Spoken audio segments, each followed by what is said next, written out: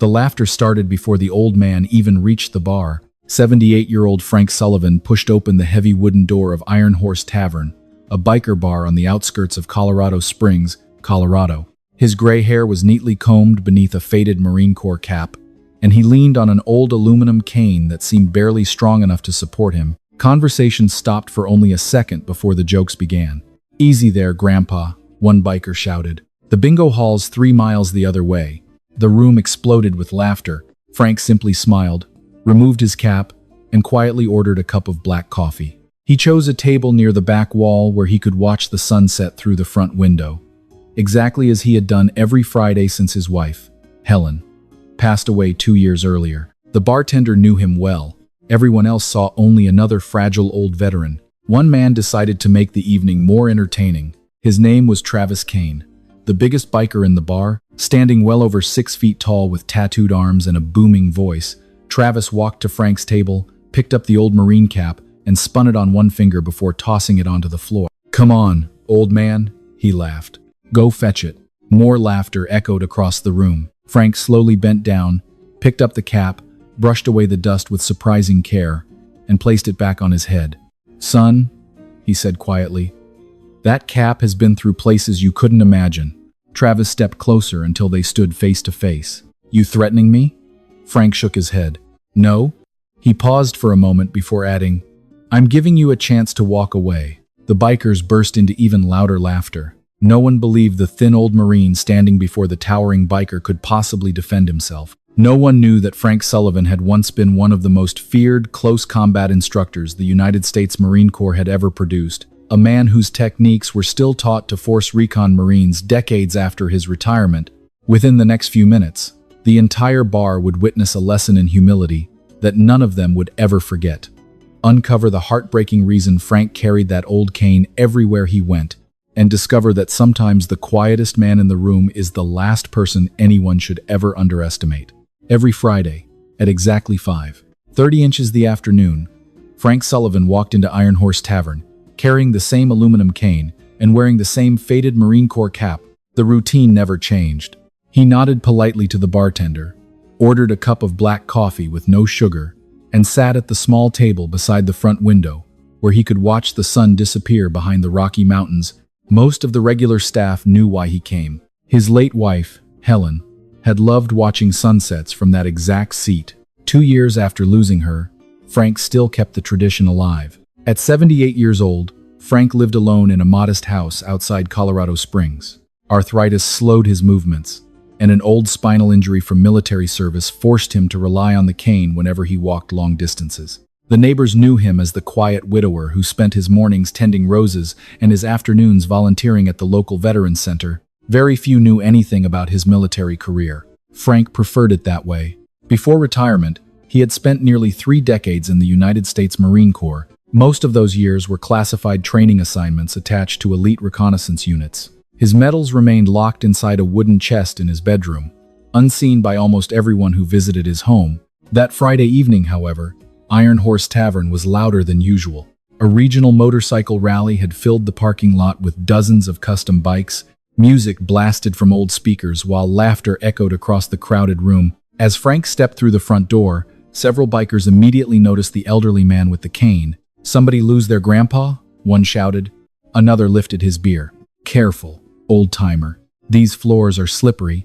The room filled with laughter. Frank simply smiled, tipped his cap politely, and continued toward the bar.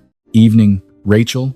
he said warmly to the bartender. Rachel Morgan smiled back. "Your coffee's already brewing. You spoil me, only because you tip better than the bikers." Frank laughed softly before carrying his mug to the familiar table by the window. He carefully removed his Marine cap and placed it beside the coffee cup. The embroidered eagle, globe, and anchor had faded with age, but Frank still brushed invisible dust from it every time he sat down. Across the room, Travis Kane watched the old man with growing amusement. Travis had built a reputation as the loudest and toughest member of his motorcycle club. At 39 years old, he outweighed Frank by nearly 100 pounds, and enjoyed reminding strangers of that fact whenever alcohol loosened his temper. "Watch this," he told his friends before walking toward the elderly Marine. He stopped beside Frank's table and looked down at the faded cap. "You still playing soldier?" Frank calmly looked up. No. Then why wear the hat? Because I earned it. A few nearby bikers laughed. Travis picked up the cap and examined it carelessly. Looks pretty old. Frank nodded. So wangi. More laughter followed. Travis spun the cap on one finger before tossing it onto the wooden floor. Guess it's time for a new one. Rachel immediately leaned over the counter. Travis, knock it off. He ignored her. Frank slowly pushed himself to his feet with the help of his cane. Without saying a word, he bent down, picked up the cap, carefully brushed away the dust, and placed it back on his head. Then he quietly returned to his chair. Travis looked disappointed. That's it? Frank lifted his coffee. I'm too old to argue. Or too scared? Frank smiled gently. Maybe. The bikers burst into laughter again. Travis leaned closer until his shadow covered the table. You know what's funny? Frank looked at him patiently. What? People your age always talk about respect. Frank nodded once. That's true. So earn mine. Frank remained silent for several seconds before answering. Respect isn't something another person gives you. Travis frowned. Then what is it? Frank looked out the window toward the setting sun. It's something you lose the moment you start demanding it. The laughter stopped almost immediately. Travis's smile faded. You think you're clever? Frank quietly sipped his coffee. No. Travis slammed one hand onto the table hard enough to make the cup rattle. Stand up. Rachel started walking toward them. Travis. Frank slowly raised one hand to stop her. It's all right. He stood carefully, leaning on the cane. The two men now faced each other only inches apart. Travis towered over him. Now what? Frank calmly answered. Now you decide what kind of man you're going to be. Travis smirked, reached down, and with one careless swipe knocked Frank's aluminum cane across the floor. The metal clattered loudly before sliding several feet away. The entire tavern fell silent. Frank looked at the cane for a long moment. Then he slowly lifted his eyes toward Travis. For the first time that evening, the warmth disappeared from the old Marine's face. Son, he said quietly, that was your last chance. The silence inside Iron Horse Tavern grew so complete that even the jukebox seemed louder than before. Frank Sullivan looked at the aluminum cane lying across the wooden floor without moving. No anger crossed his face, only sadness. Slowly, he walked over, picked up the cane with both hands, and carefully examined one small dent near the handle. After a few seconds, he gently brushed it clean with the sleeve of his jacket. Travis Kane laughed. Relax, old man. I'll buy you another one. Frank quietly shook his head. You couldn't. It's just a cane. Frank rested both hands on it. No. He looked down for a moment. It's the last thing my wife ever gave me. The room grew noticeably quieter. Rachel Morgan placed another cup of coffee on Frank's table without saying a word. Frank thanked her with a smile before looking back at Travis. Helen bought this cane after surgeons told me I'd never walk without one again. He slowly ran his fingers along the worn aluminum shaft. Tiny engraved lines covered one side of the metal.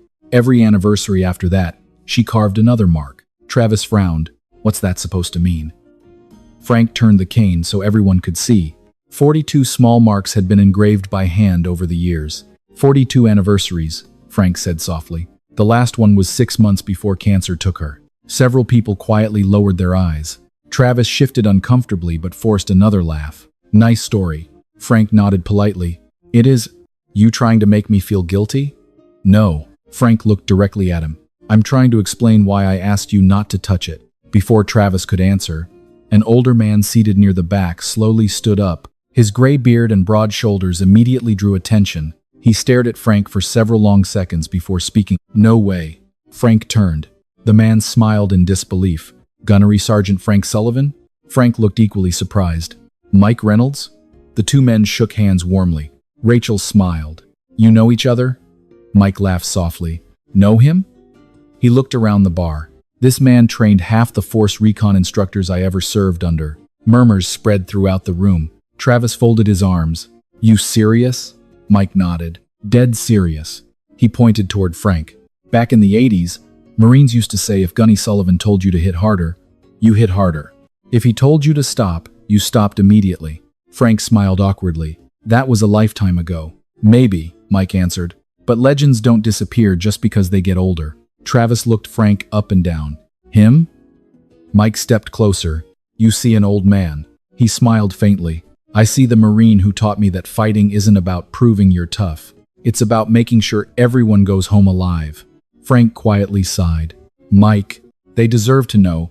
Mike turned back toward the crowd. Gunny Sullivan spent 28 years teaching close quarters combat. He trained Marines, headed into some of the most dangerous assignments in the Corps. Rachel looked at Frank in astonishment. You never told me any of that. Frank shrugged gently. You never asked. Travis forced another laugh, though it sounded less certain now. He's almost 80. Mike nodded. Exactly. So what? Mike smiled. The dangerous ones are usually the quiet ones. Frank finished his coffee, stood slowly, and reached into his wallet to leave money on the table. I'm going home. Travis stepped directly into his path. Not until we're finished. Frank looked at him patiently. We're already finished. No. Travis shoved one finger into Frank's chest. Now I'm curious. Frank glanced toward Rachel. Could you do me one favor? Anything.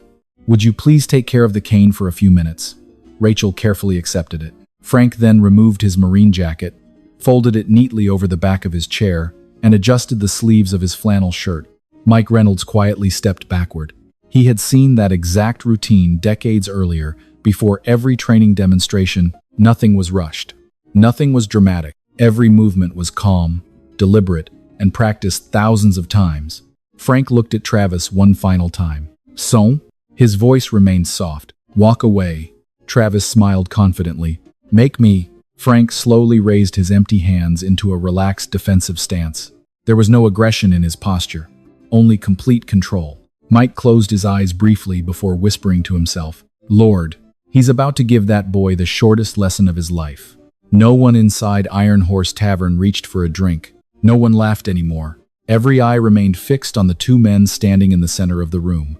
Frank Sullivan looked nothing like the fierce Marine Mike Reynolds had described. His gray hair, gentle expression, and slightly stooped posture made him appear more like a retired schoolteacher than a combat instructor. Yet Mike recognized something everyone else had missed. Frank's feet had stopped moving. His breathing had slowed.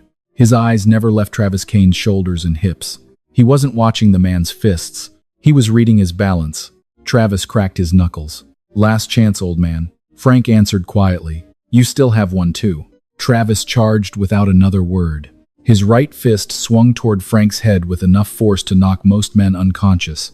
It never came close. Frank took one small step to the side, barely 6 inches. His left hand lightly redirected Travis's wrist, while his right palm pressed gently against the biker's shoulder. The movement looked almost effortless.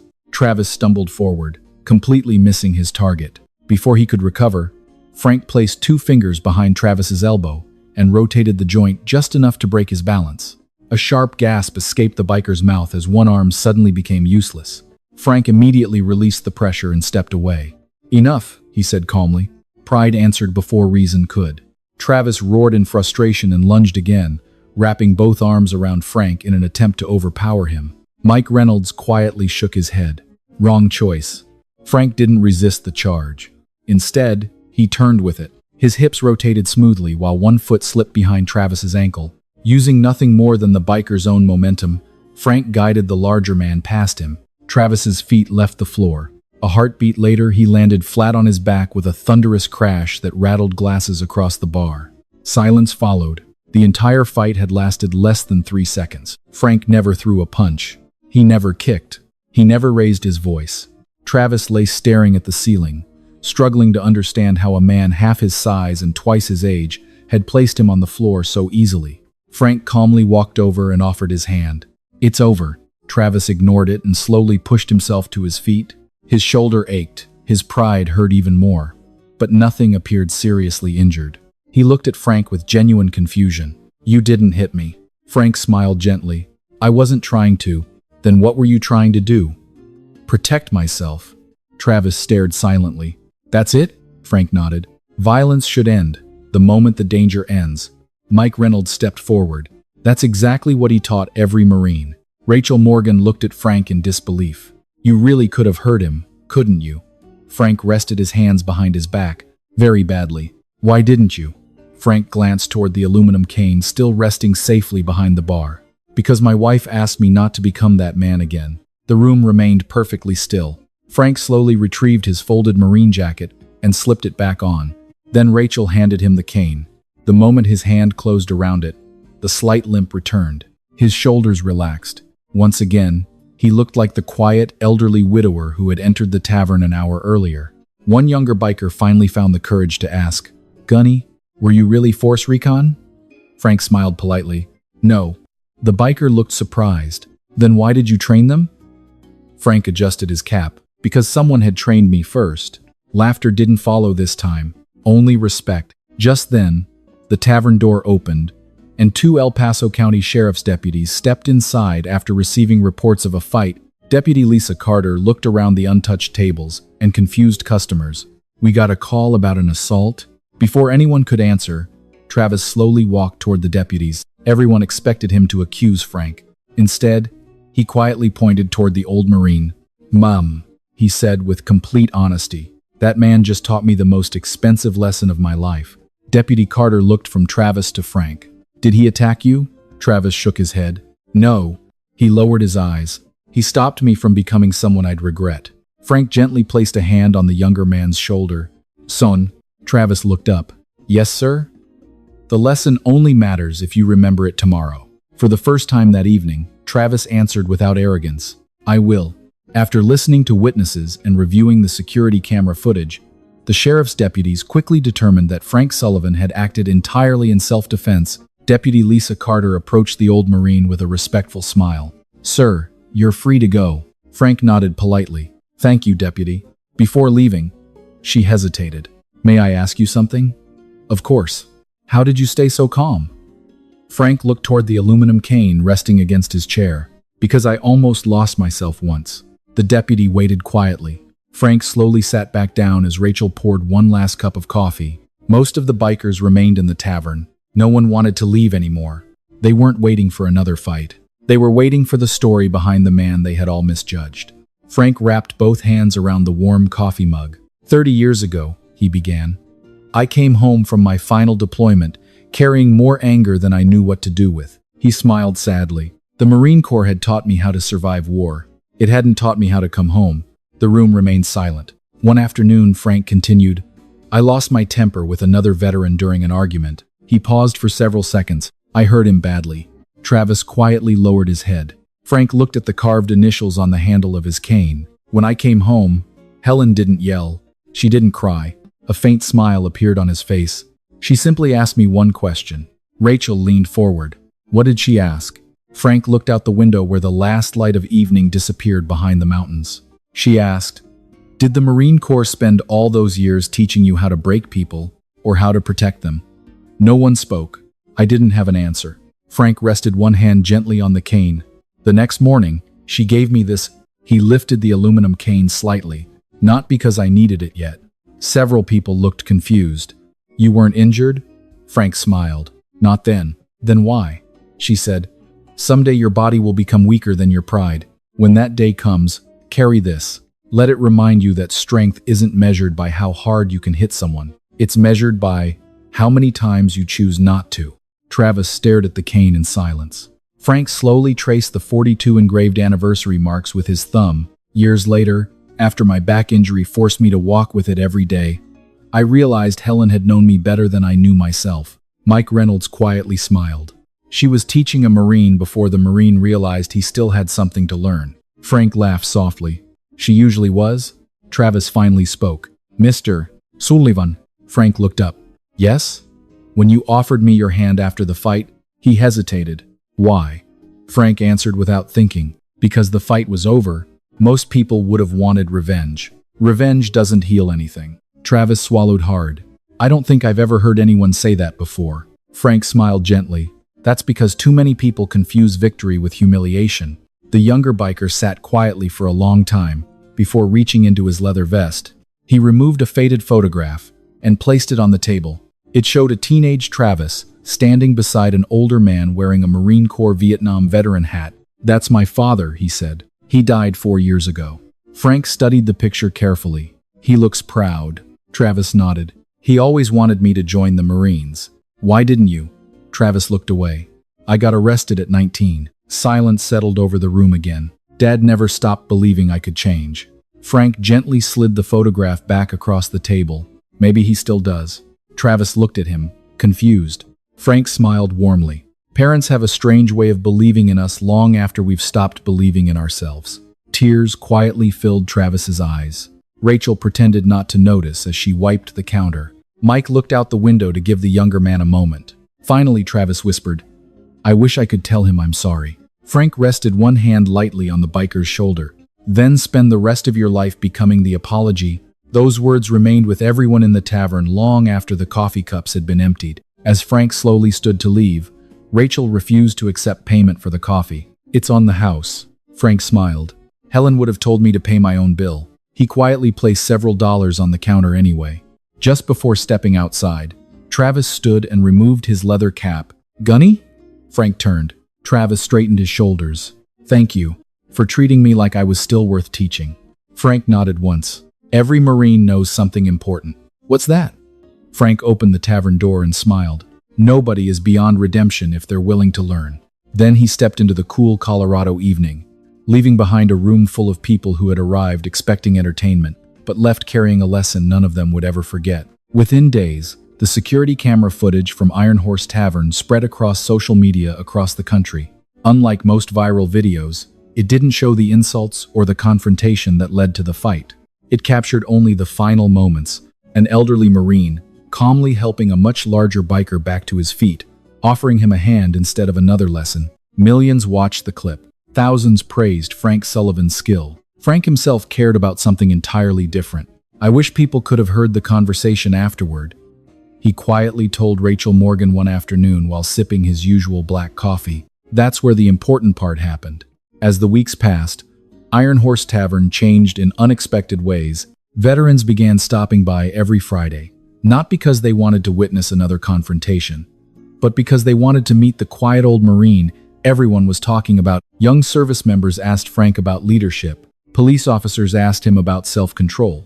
Parents asked how they could teach their children respect without anger. Frank answered every question the same way he had trained Marines decades earlier, with patience, humility, and far more listening than speaking. Travis Kane returned the following Friday. This time he came alone, wearing plain blue jeans instead of his leather biker vest. In his hands he carried a long wooden case. "Morning, Gunny," he said quietly. Frank smiled. "Morning, son." Travis carefully opened the case. Inside rested a beautifully handcrafted walnut display stand designed specifically for Frank's aluminum cane. Burned into the polished wood were a few simple words. "Strength protects. Mercy endures." Frank gently ran his fingers across the carving. "You made this?" Travis nodded. "Dad taught me woodworking when I was a kid." Frank smiled warmly. "He taught you well." Travis hesitated before speaking again. "I've been thinking about what you said." "Which part?" "Spend the rest of your life becoming the apology." Frank looked at him kindly. "And?" Travis smiled for the first time without arrogance. "I quit the club." Rachel nearly dropped the coffee pot. "You did?" Travis nodded. "I realized I spent years trying to become someone people feared because I never became someone my father would have respected." Over the following months, Travis organized a small volunteer group made up of former bikers, veterans, and local tradesmen. Together they repaired wheelchair ramps, fixed leaking roofs, built fences, and renovated homes for elderly veterans throughout Colorado. They called the organization Helen's Promise, in honor of the woman whose words had changed an old Marine long before they changed everyone else. Frank protested when he first heard the name. She would have been embarrassed. Rachel smiled. "Maybe." Mike Reynolds laughed. "She'd also secretly love it." On Memorial Day the following spring, Colorado Springs invited Frank to speak at the city's annual Veterans Ceremony. Nearly 1,000 people gathered beneath rows of American flags. Veterans from every branch of service stood alongside police officers, firefighters, students, and dozens of volunteers wearing shirts with the words "Helen's Promise" across the back. Frank slowly approached the podium carrying the same aluminum cane. He looked across the crowd for several quiet moments before speaking. "People often ask me how I stopped a man twice my size." He smiled softly. "The answer is simple." He lifted the cane slightly. "A Marine taught me how to fight." He paused before continuing. "My wife taught me why I shouldn't." The crowd listened in complete silence. Frank rested both hands on the cane. "If you remember only one thing today, remember this." His voice remained calm, steady, and unmistakably sincere. "The strongest people you'll ever meet are usually the ones who no longer need to prove how strong they are." When he finished, there was no immediate applause. Instead, veterans slowly rose to their feet one by one. Then came the police officers, then the firefighters, then every person in attendance stood together in quiet respect. Across the front row, Travis removed his hat and saluted the old Marine.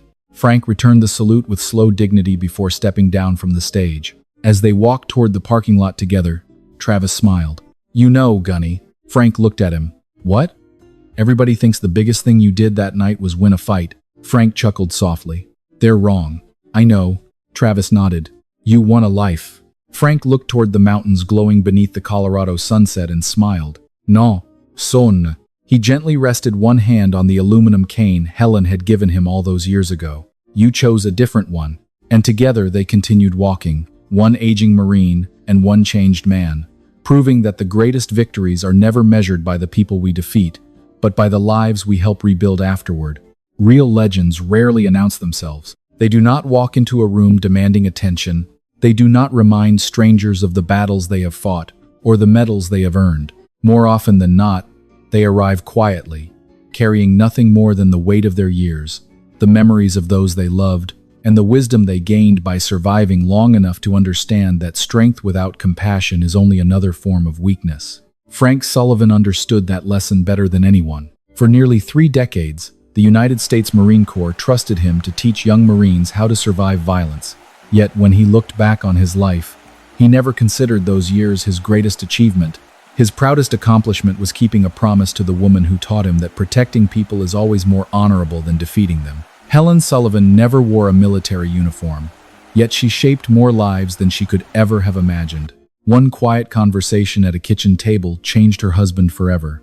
Years later, because Frank chose mercy instead of revenge, another man found the courage to change the direction of his own life. That is how kindness moves through the world. One decision becomes another. One act of grace becomes another family restored. One promise becomes a legacy that reaches people we may never even meet. Travis Kane walked into Iron Horse Tavern, believing fear created respect. He walked out, discovering that respect is built through humility, responsibility, and the willingness to admit when we are wrong. His greatest victory was never standing back up after the fight. His greatest victory was becoming someone his father would have recognized with pride.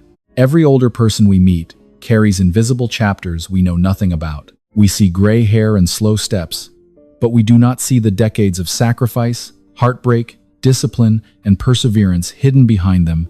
We forget that many of the people we quietly overlook once stood exactly where history needed them most. They no longer need applause. They simply deserve our respect. The Marine Corps teaches that every Marine is responsible for the Marine beside them. Frank spent the rest of his life proving that lesson does not end with retirement.